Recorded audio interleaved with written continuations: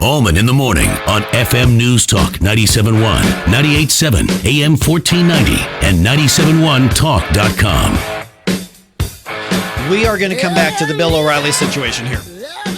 Katie, Denise, people want to talk about this. Sure, and it's been interesting. Everyone has an opinion about it, Absolutely. And it's interesting to me how the men and the women are reacting differently to this. So we will do that. But there's another situation. By the way, my name is Mike Ferguson. I'm in for Jamie Allman. It's 8:11. Yeah, 8:11. Jamie will be back on Monday. I actually produce and host Missouri Viewpoints, which you can hear on the weekends here. And I'm also the communications director over at the Show Me Institute. And I've done a little talk radio in my day.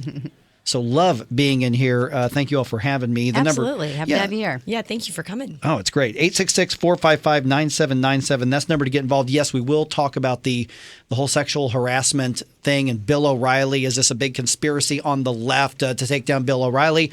Well, maybe, but he gave him the opening to that. So we'll get back to that. Phone calls just going crazy. Now, the Trinity Lutheran case in front of the Supreme Court. Now, at the Show Me Institute, we have been following this very, very carefully. Now, if you go to showmeinstitute.org or you go to our Twitter page, which is @ShowMe, or you go to our Facebook page, you're going to see a video that Dr. Mike McShane did. Now, he is our Director of Education Policy, and the video is like, I don't know, it's a minute 45 or 2 minutes or something like that. And it is very short, very quick, but it explains what's really at stake here. And it's bigger than just whether or not Trinity Lutheran should get scrap tires. I'm joined now by Tiffany Bates from the Heritage Foundation. Of course, she's a legal analyst there, and she's one of their folks who watches these things very, very closely. Tiffany, thanks for the time this morning. Thanks for having me. Now, here's a little personal connection to this, Tiffany. That Trinity Lutheran, when I was a kid, that was right down the street from my grandparents' house. So I remember. That's great. Yeah. I remember my cousins and my brother and I occasionally would, when we were old enough to go out on our own visiting grandma's house, we played on this playground, back a long time ago. That church has been there forever. But a lot of people are saying, oh, this is about religious freedom. It's about whether or not, the scrap tires should have been, reimbursed for Trinity Lutheran. But we're really talking about the Blaine Amendment, aren't we? Yeah, exactly. It's the Blaine amendments that Missouri has and about 37 other states have that have this horrible discriminatory history. They were passed, in the 19th century when there was a wave of Catholic immigration to single out Catholics for disfavored treatment. But more recently, they've become this tool that liberals use to discourage or prevent states from passing voucher laws and letting parents choose religious schools for their children. But in this case, I think this case is even easier than those because this case deals with, resurfaced playground equipment.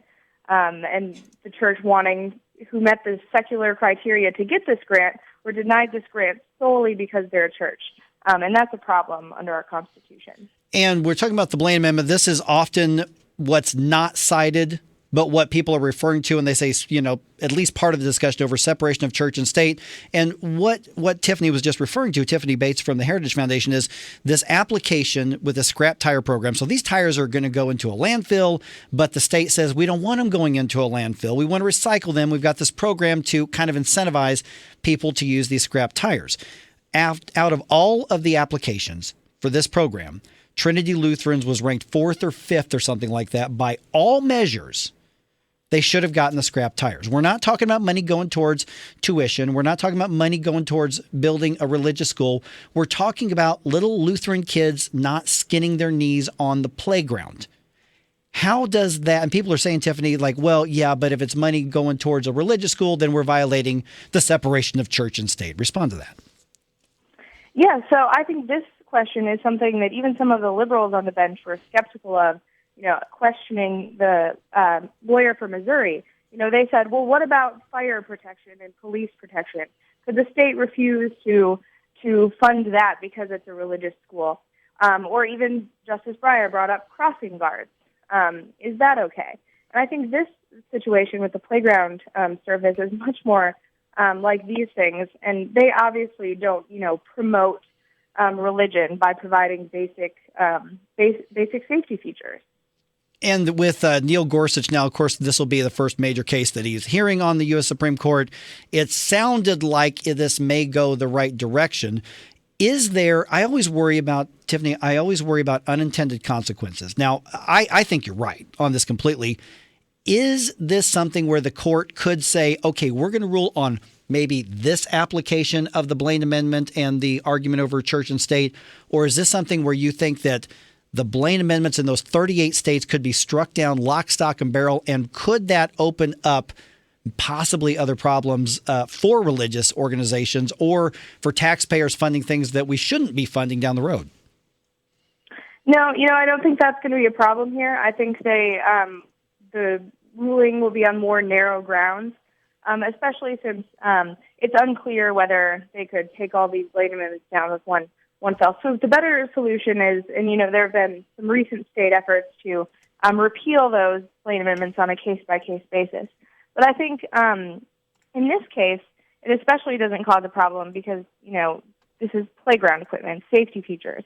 It's not things like funding ministers, which the Supreme Court said the state could exclude in a case v. Locke v. Davie, which Missouri relies on heavily here. But there's a big difference between, funding ministers and students to study theology and providing playground surface, at this playground that's not only open to the church. Trinity Lutheran, as you said, you played on it, opens this playground up to the public. Yeah, I'm not Lutheran. There were no signs that said only Lutherans allowed. But Dr. Mike McShane from the Show Me Institute, which I'm the communications director over there as well in my full-time job here, he made an interesting point in the video that I'm encouraging people to look up. He said there are social service organizations that are run by churches all over the country. It could be a food bank, in the bottom of a church. It could be maybe a church sponsoring a Meals on Wheels or some kind of Habitat for Humanity-like organization. And sometimes they rely on state and federal funds to do these social service things.